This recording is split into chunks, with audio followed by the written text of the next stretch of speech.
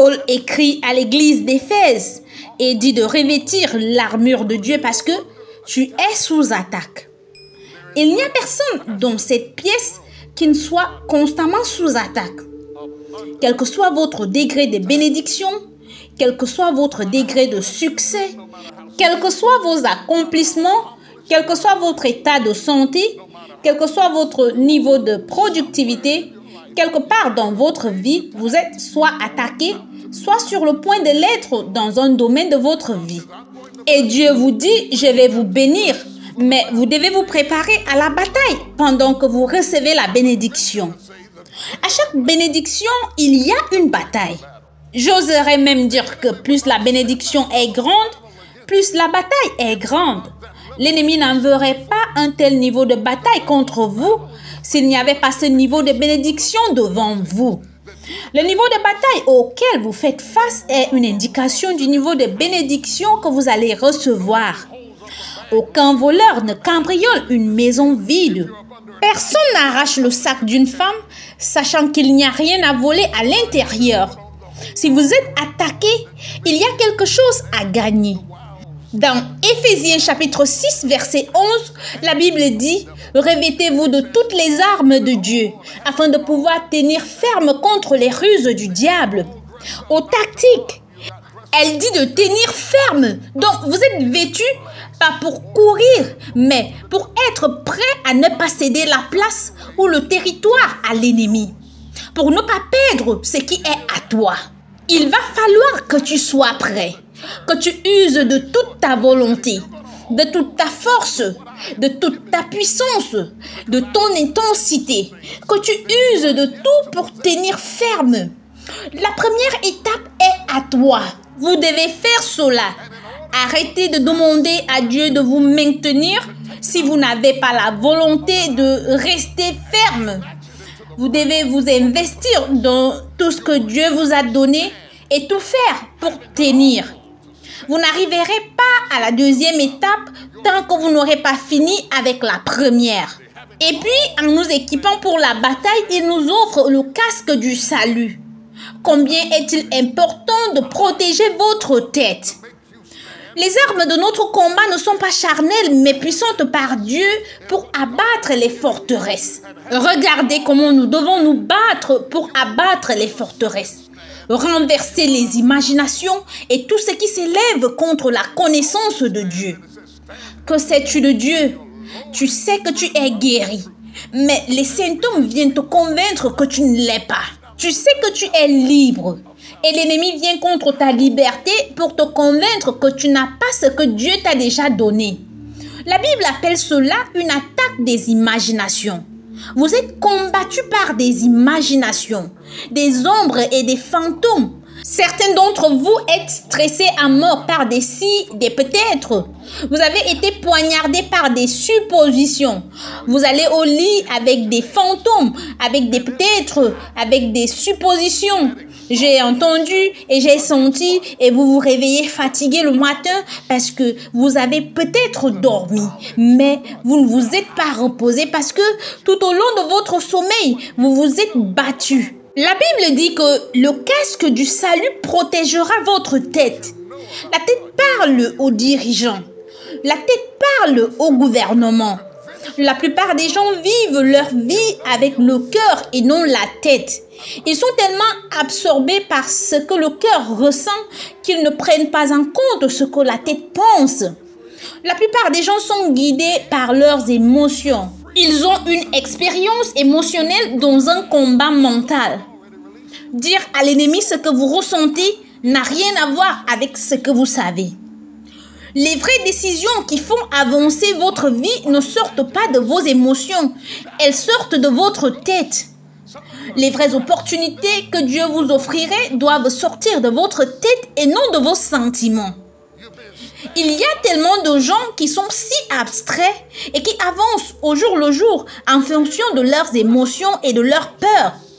Je ne sais pas, je ne me sens pas bien aujourd'hui. Je ne me sens pas bien aujourd'hui, je ne suis pas d'humeur pour ça. Je ne peux pas gérer ceci, je ne peux pas gérer cela. Et chaque fois que vous faites cela, vous annulez des opportunités parce que C'est avec l'esprit que l'on sert le Seigneur.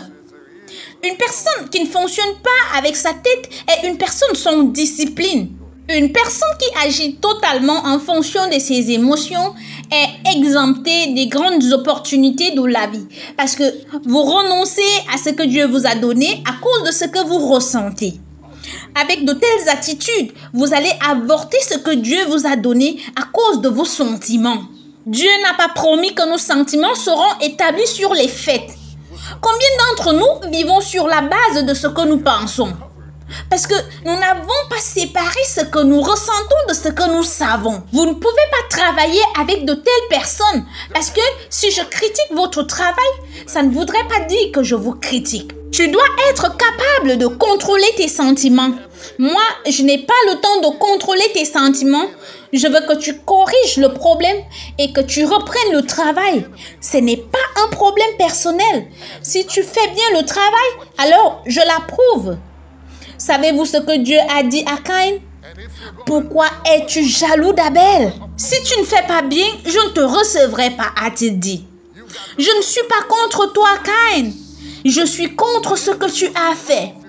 Et si tu corriges ce que tu as fait, je te bénirai comme je les ai bénis. Alors, arrête de te plaindre, Caïn. Arrête d'agir avec ton cœur au lieu de ta tête et je te ferai avancer. Je sais que cela choque beaucoup d'entre vous parce que tout ce que vous avez obtenu, vous l'avez obtenu par vos sentiments. Mais laissez-moi vous dire que le diable ne combat pas pour vos sentiments. Il combat vos pensées. Il vous donne des images, des imaginations et des menaces de désastre pour mettre votre pensée en mode panique afin que vous vous éloigniez mentalement du leadership dont le reste d'entre vous avez besoin. Ça doit venir des faits et non des sentiments. Il est écrit que tu ne tenteras pas le Seigneur ton Dieu. C'est écrit, oui, c'est écrit pas une seule fois, vous m'entendez? Quoi que vous fassiez, ne perdez pas la tête. Sortez de vos sentiments, sortez de vos insécurités, sortez de vos vulnérabilités. Ces voix de l'enfance qui reviennent vous attaquer le reste de votre vie sont des outils que le diable utilise pour vous faire dévier de ce que Dieu vous a créé pour devenir. La Bible dit dans 1 Samuel, parlant d'Élie, la parole de Dieu était rare en ces jours. La parole du Seigneur était rare en ces jours. Et il n'y avait pas de vision ouverte. Élie vivait, mais il perdait la tête. La vision vient de la tête, vous savez. La parole est prononcée par la bouche qui est dans la tête. La parole était donc rare, la vision était faible et le royaume s'effondrait à cause du vide dans la tête, détruisant le succès du royaume, du sacerdoce, de la sainteté du ministère, parce que le sacerdoce était sans tête. La sexualité se répandait dans le ministère parce que le lieu était sans tête. Élie n'était pas assez fort pour châtier son propre enfant, parce que c'était ses émotions qui menaient et non sa tête. La parole du Seigneur était rare à cette époque. La Bible dit qu'il n'y avait pas de vision ouverte. Et finalement, après que tout ait été dit et fait, ils sont sortis pour combattre les Philistins et ils ont été vaincus. Il n'a pas pu supporter cela. Ophni, son fils, a été tué. Il n'a pas pu supporter cela. Que Phinées, son fils, ait été tué aussi. Quand ils lui ont dit que l'armure de Dieu était prise, il tomba de son siège à la renverse à côté de la porte. Il se rompit la nuque et mourut. 1 Samuel chapitre 4 verset 18. Sa tête s'est coupée, c'est ce que j'essaye de vous dire. Le dernier petit morceau de force s'est détaché et chaque fois que vous voyez la tête se détacher, il y a un changement d'autorité.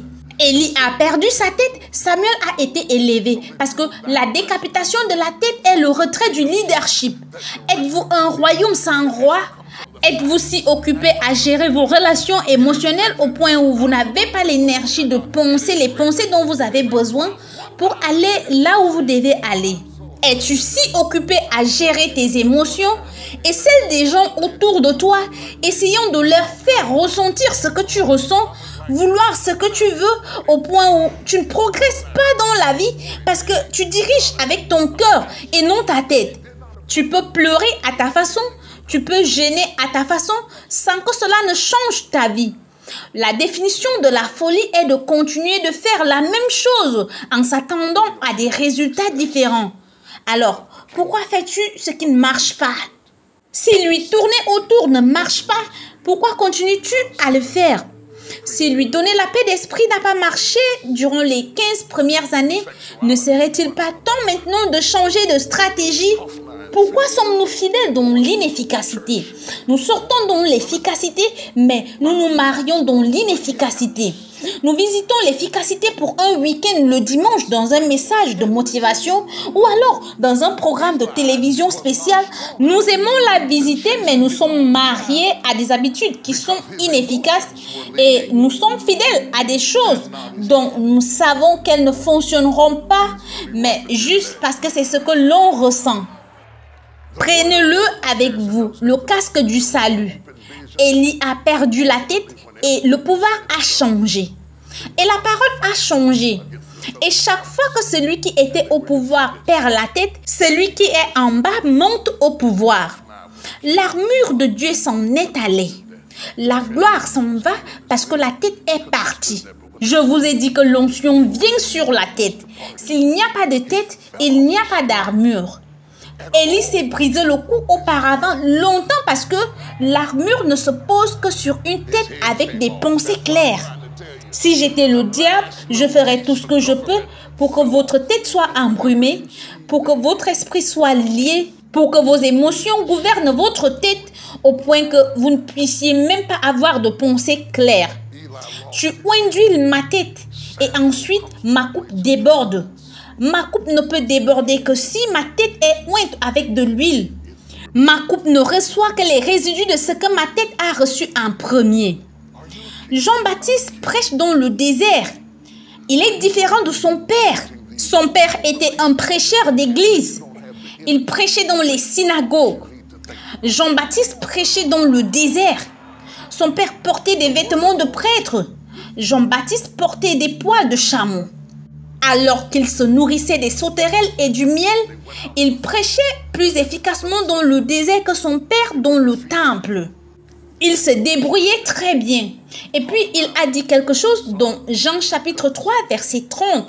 Il a dit, il faut qu'il croisse et que je diminue. Il disait simplement qu'il y aura un changement. Et quand est-ce que le changement est arrivé? Quand ils lui ont coupé la tête. La coupe de la tête est le changement de gouvernement. Entendez-vous ce que je dis? Aujourd'hui, il y a un changement en cours dans votre vie. Et il commence par votre tête. Il commence par votre tête. Les maîtres d'esclaves le savaient. Vous pouviez enseigner aux esclaves comment faire n'importe quoi, sauf lire. Pourquoi la lecture était-elle interdite? Parce que si vous l'aviez dans la tête, vous pourriez l'avoir dans votre vie. Ils se sont dit, nos chaînes ne peuvent pas retenir une tête informée. Quand votre tête sort, ça ne prend pas du temps pour que les choses commencent à changer. Alors, ils ont amené Jésus à Pilate. Et Pilate lui a demandé, es-tu le roi des Juifs? Es-tu la tête des Juifs? Et Jésus a répondu, tu l'as dit. Alors il a dit, mettons-lui une pancarte et appelons-le le roi des Juifs. Ils ont essayé de faire revenir Pilate sur sa décision. Il a dit, ce que j'ai dit, je l'ai dit. Ce fils communiste est le chef des Juifs. Alors ils ont pris la tête des Juifs et ils l'ont amené au sommet d'une montagne appelée Golgotha. Golgotha veut dire crâne. Alors ils ont amené la tête à la tête. Touchez votre voisin et dites-lui qu'il y aura un changement. Chaque fois que les têtes se rencontrent, il y a changement. Mais il dit aux disciples qu'il faut que je m'en aille. Ne prêchez pas encore. Allez à Jérusalem parce que la tête est montée au ciel. Pendant qu'ils le regardaient, et une nuée le déroba à leurs yeux.